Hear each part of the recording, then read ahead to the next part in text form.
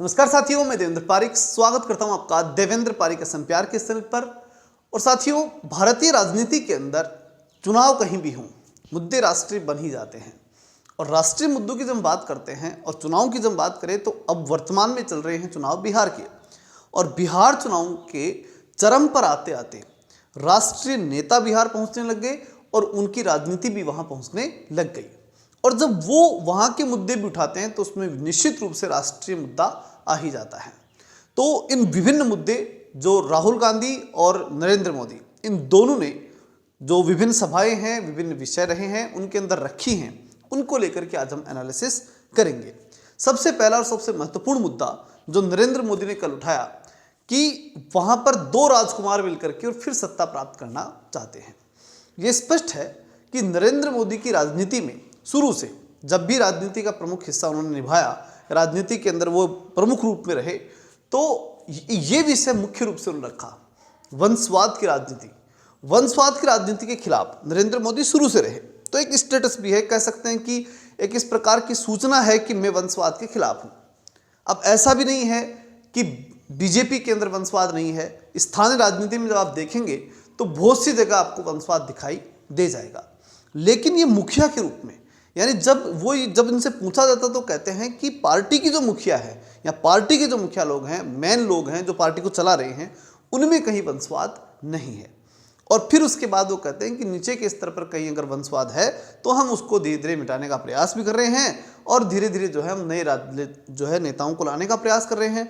कल परसों की उन्होंने सभा में जो है अमित शाह ने भी बात कही कि हम लगभग 1 लाख नए युवा भारतीय राजनीति में ला रहे हैं और पंच सरपंच से लेकर के और विधायक एमपी तक हम जो है युवाओं को शामिल कर रहे हैं। कहने का मतलब वो इस मुद्दे के ऊपर अपने आप को बड़ी मजबूती के साथ रखना चाहते हैं। बीजेपी इस मुद्दे को अपने आप से जोड़े रखना चाहती है क्योंकि उन्हें मालूम है उत्तर प्रदेश और बिहार इन दो प्रमुख हिस्सों के अंदर, बिहार और उत्तर प्रदेश जो दो प्रमुख स्टेट हैं, इन दोनों के अंदर वंशवादी राजनीतिक दल काम कर रहे हैं। महाराष्ट्र में जाएंगे तो वहाँ वंशवाद की राजनीति थी।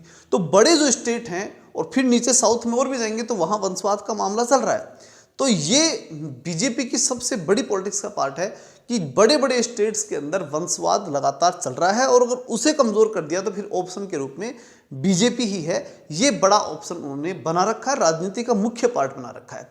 तो ये नरेंद्र मोदी की पॉलिटिक्स मान लीजिए, चाहे वो अमित शाह की पॉलिटिक्स मान लीजिए, इन सब का प्रमुख हिस्सा है। और ये बात हमने स्पष्ट रूप से जब अमित शाह गए तो उन्होंने कहा कि युवाओं को हम लेके आ रहे हैं, मतलब एक तरह से, और वो कह रहे हैं कि हम नए लोगों को लेके आएंगे, 1 लाख युवाओं को हम राजनीति में ला रहे हैं। ये कहने का मतलब ये था कि वंशवाद की राजनीति को हम समाप्त करेंगे। और फिर डायरेक्टली नरेंद्र मोदी ने इसी विषय को पकड़ लिया क्योंकि बिहार में तेजस्वी यादव वंशवादी राजनीतिक दल के रूप में या वंशवादी पार्टी के रूप में रहे हैं और निश्चित रूप से लालू यादव के बेटे हैं, तो निश्चित रूप से ऐसा ही होगा। तो राहुल गांधी ने जो मुद्दा उठाया वो महत्वपूर्ण मुद्दा जो कि बिहार के युवाओं से जुड़ा हुआ है, क्योंकि राजनीति में युवा केंद्र में लगभग रहते हैं, क्योंकि युवा पिछली पीढ़ी और आगे वाली पीढ़ी दोनों से जुड़ा हुआ मामला रहता है। इसलिए परिवार का मुख्य हिस्सा होता है, परिवार की मुख्य चिंता भी युवा से जुड़ी होती है, इसलिए युवा को टारगेट करना राजनीति का मुख्य विषय हो जाता है। तो राहुल गांधी ने फिर जो पेपर लीक का जो मुद्दा है वो उठाने का प्रयास किया, लेकिन ये मुद्दा इतना मजबूत इसलिए नहीं रह पाता कि भारत में पेपर लीक आज से हुआ ऐसा नहीं है। ये कांग्रेस के शासनकाल में भी था, फिर ये बीजेपी के शासनकाल में भी है, या फिर कोई और भी रहता है तो रहता है। पेपर लीक शुरू से था और ये इस मुद्दे से युवा हमेशा से परेशान है। और जहां और जिन सरकारों ने इन्हें कुछ कंट्रोल भी किया है ना, तो युवाओं ने इनका पूरा सहयोग भी दिया है, ऐसी कोई बात नहीं है। और इस युवा वाले मामले में कहीं ना कहीं राहुल गांधी प्लस इसलिए कर जाते हैं कि जैसे राहुल गांधी ने प्रतियोगी परीक्षाओं के बारे में मुद्दा उठाया कि पेपर लीक होते हैं, उधर मोदी जी की सभा को कराने के लिए जो प्रशासनिक व्यवस्था थी उसमें ट्रेन को रोक दिया गया। और ट्रेन को रोका तो जो प्रतियोगी परीक्षा देने वाले विद्यार्थी थे उन लोगों ने हंगामा किया। प्रतियोगी परीक्षा का जो मुद्दा जो था वो फिर हाईलाइट बिहार में होता हुआ दिखाई दे गया। तो कुल मिलाकर के जब देखा जाता है तो इस मुद्दे पर, यानी प्रतियोगी परीक्षाओं में पेपर लीक का जो मुद्दा आता है, ये महत्वपूर्ण मुद्दा है।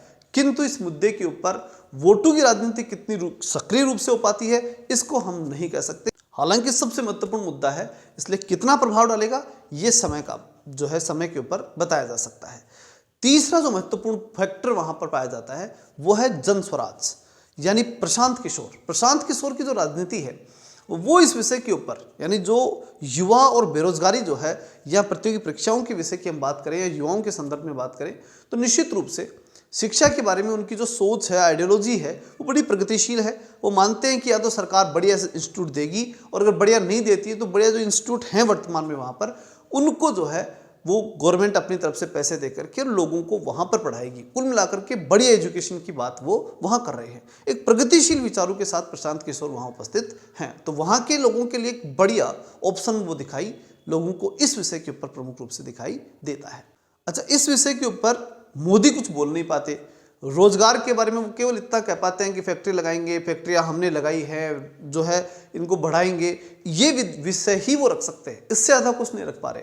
और सबसे बड़ी बात ये भी है, नरेंद्र मोदी के सामने जो सबसे बड़ी समस्या आती है कि वो बिहार की तुलना गुजरात से नहीं कर सकते, क्योंकि वो यदि ये कह दें कि हम बिहार में फैक्ट्री लगाएंगे और गुजरात से ज़्यादा लगाएंगे, या गुजरातियों को ज़्यादा दे दिया यहाँ पर कम दे दिया, या फिर पंजाबियों को ज़्यादा दे दिया यहाँ दे दिया, यहाँ कम दिया है, ऐसी बात नहीं कर सकते। और इस मामले पे न राहुल गांधी कुछ कह सकते हैं, यानी बहुत महत्वपूर्ण मुद्दा है। इस मुद्दे की बात यह है कि जैसे फैक्ट्रियाँ लगाने की जब बात आती है या रोजगार बढ़ाने की जब बात आती है, तो किसी अन्य राज्य से तुलना नहीं कर पाते। वो केवल ये कहते हैं कि यहाँ लगाएंगे, लेकिन इस मामले में फिर प्रशांत किशोर आगे निकल जाते हैं। अगला जो विषय आता है वो पलायन। अब पलायन के मुद्दे के ऊपर दोनों राजनीतिक दल, कांग्रेस और बीजेपी, वो जो बात कहते हैं वो बड़ी स्पेशल है, वो अलग ही प्रकार की दिखाई देती है। वो कहते हैं कि पूरी भारत को जो चला रहे हैं वो बिहारी चला रहे हैं, और इस कारण से इनको ये तो रोका तो नहीं जा सकता। अलग अलग जगह निर्माण, जैसे राहुल गांधी ने स्पष्ट कहा कि दुनिया के जितने भी भारत के जो बड़े बड़े शहर हैं वहाँ पर जब बड़ा निर्माण का काम जो कर रहे हैं वो बिहार के युवा कर रहे हैं, बिहार के लोग जा करके कर रहे हैं। इसी प्रकार से नरेंद्र मोदी भी ये बात तो नहीं कह पा रहे कि नहीं पलायन को रोक लेंगे या पलायन नहीं होने देंगे, ये कुछ नहीं कह सकते, क्योंकि राष्ट्रीय राजनीति की सबसे बड़ी समस्या है। वो अन्य राज्यों के को ये नहीं कह सकते कि अन्य राज्यों में कहीं इनके साथ गलत हुआ है, वो नहीं कह सकते चीज़।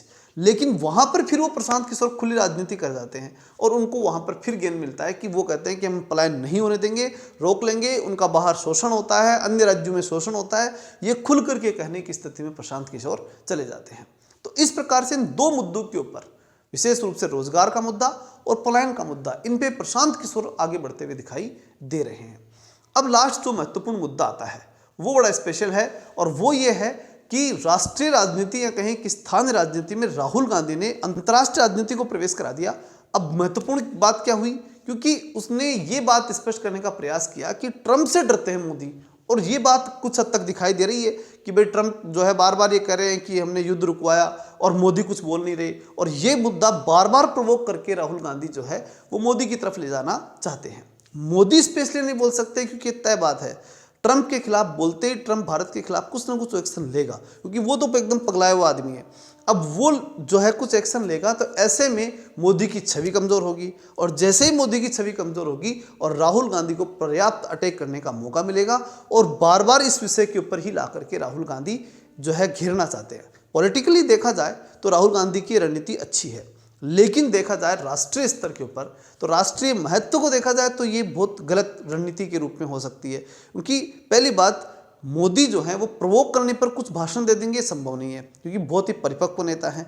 दूसरी बात, बड़ी बात जो है वो ये है कि अगर किसी प्रकार से आपने गलत भाषण प्रवोक करके भी दिलवा दिया तो राष्ट्रहित में तो कहीं पर भी दिखाई नहीं देता है। इसलिए ऐसे में कि बार बार इस मुद्दे को उठाना, क्षेत्रीय राजनीति में या स्थानीय राजनीति के अंदर राहुल गांधी द्वारा मुद्दा उठाना, ये नकारात्मक रूप से राहुल गांधी पर उल्टा पड़ जाता है। तो कुल मिलाकर के इस मुद्दे के अंदर मोदी प्लस में जाते हैं और राहुल गांधी पीछे रह जाते हैं। तो पूरे एनालिसिस को जब हम देखते हैं तो दो मुद्दे जिसके अंदर हम बात कर सकते हैं, पलायन और रोजगार, इस मुद्दे के ऊपर प्रशांत किशोर आगे हैं, और बाकी विषयों के ऊपर कुछ हद तक मोदी आगे दिखाई देते हैं। तो इन सारे एनालिसिस से दिखता यही है कि जो गठबंधन है, जो महागठबंधन है, वो इस पूरे राजनीतिक जो द्वंद्व है उसमें तो कहीं ना कहीं पीछे ही दिखाई देता है। हालांकि चूंकि जो एंटी इनकम्बेंसी होती है और लंबे समय की एंटी इनकम्बेंसी जो वहाँ पर पाई जा रही है, तो जो है नीतीश कुमार की कुछ स्वास्थ्य के कारण से भी उसके जो नीतीश कुमार के द्वारा सत्ता नहीं संभाल पाएगा,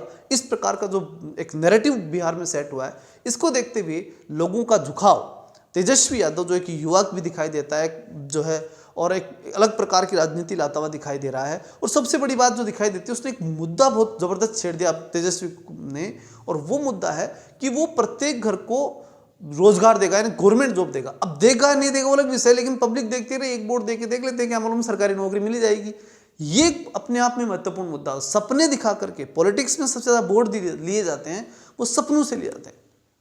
तो उनको लगता है पब्लिक को वहाँ पर कि एक वोट ही देना पड़ रहा है, क्या मालूम अगर सरकारी नौकरियाँ जाए तो इस प्रकार का जो कॉन्सेप्ट है ना, वो भी अपने आप में, हालांकि बिहारी जो है मानसिक रूप से कमज़ोर बिल्कुल नहीं होते हैं, वो इतने समझदार पक्के हैं कि किसी भी कंडीशन में इस बात के सहमत तो नहीं होंगे कि सबको सरकारी नौकरी मिल सकती है, लेकिन वो इस प्रकार का एक टेंडेंसी बन जाती है, एक मन में आ जाता है यार एक वोट ही देना पड़ रहा है, और उस कारण से हो सकता है, अगर ये कारण बने तो हो सकता है तेजस्वी यादव आगे बढ़ जाएं। बाकी कोई मुद्दा ऐसा दिखाई नहीं देता है, इस प्रकार की कोई प्रभावशीलता दिखाई नहीं देती कि कांग्रेस और महागठबंधन आगे बढ़ता हुआ दिखाई दे। चलिए आगे के एनालिसिस के लिए लगातार देखते रहिए, तब तक के लिए, और चैनल को सब्सक्राइब जरूर कीजिएगा। तब तक के लिए जय हिंद, जय भारत।